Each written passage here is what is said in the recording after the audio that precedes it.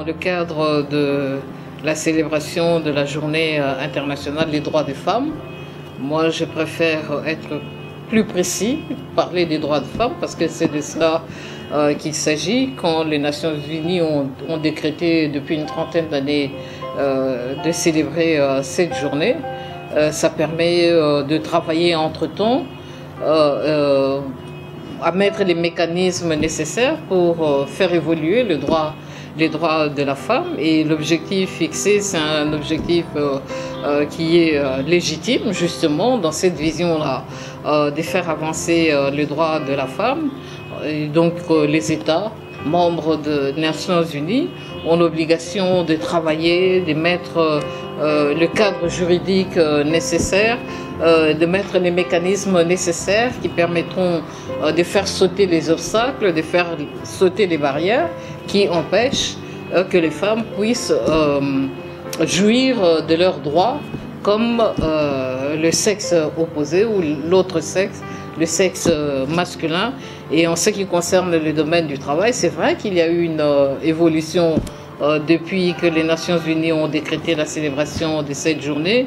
Il y a de plus en plus de métiers qui s'ouvrent à la gente féminine, alors que c'était des activités essentiellement réservées à l'homme.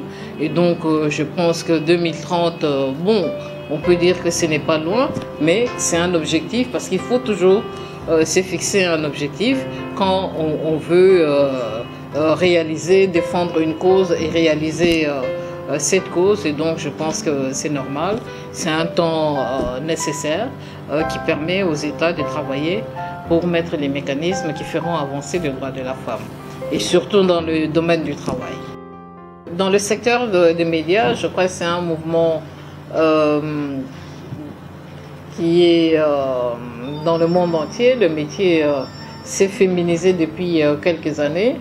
Et moi j'ai l'impression même que, surtout dans le secteur de l'audiovisuel, j'ai l'impression qu'il y a plus de femmes maintenant dans les rédactions que d'hommes, et même dans les institutions qui forment les journalistes, le nombre de filles est plus grand que les garçons. Bon, maintenant il appartient aux femmes qui se sont investies dans les secteurs de faire en sorte de faire prévaloir leurs compétences plutôt que leurs différences ou leur nature des femmes. C'est ça que c'est une institution de régulation des médias qui travaille à améliorer le contenu des médias. Si on attend quelque chose du CESAC par rapport à ça, ça devrait être par rapport au contenu des médias lié à la situation de la femme. Parce que le CESAC a l'obligation de faire appliquer les lois, les dispositions réglementaires et légales qui existent en ce qui concerne l'exercice de la liberté de la presse. Et il y a une obligation qui existe des médias, c'est d'avoir dans leur grille de programmes, en ce qui concerne l'audiovisuel, un pourcentage quand même assez important des émissions, des programmes liés à la promotion de la femme. Et c'est ce que le CESAC peut faire, de veiller au respect de cette disposition qui existe pour qu'il y ait de plus en plus dans les médias congolais, de l'audiovisuel notamment, des programmes destinés à la promotion de la femme. Je pense considéré comme un modèle dans la pratique professionnelle.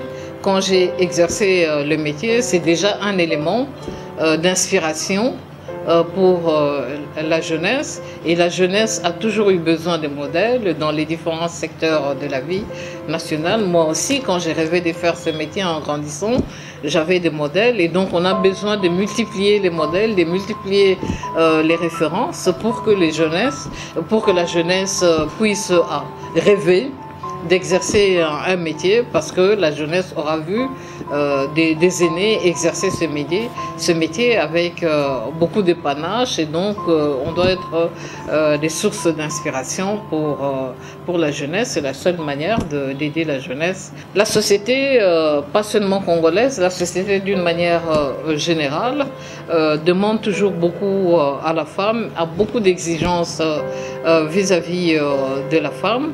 Et il y a beaucoup d'a priori, il y a beaucoup de barrières, il y a beaucoup d'obstacles socioculturels qui existent et qui empêchent la femme d'apporter sa contribution également dans l'édification de la société congolaise, dans la construction du développement de notre pays. Et donc, c'est vrai que la constitution de notre pays a consacré la parité. Ça ne suffit pas. C'est vrai qu'il existe une loi justement pour la mise en œuvre de cette parité. Ça ne suffit pas. Il y a une question également d'éducation à faire au niveau de la famille pour éduquer les filles et les garçons de la même manière, parce que les enfants, quand on est filles et garçons, on grandit, on joue ensemble jusqu'à un certain âge.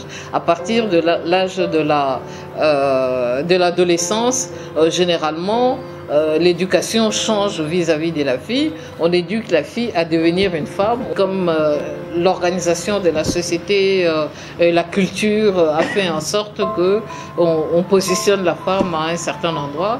Et c'est ça qui empêche justement cette évolution-là de la femme dans le travail que les Nations Unies appellent à améliorer d'ici 2030. Et c'est un travail qui concerne tout le monde.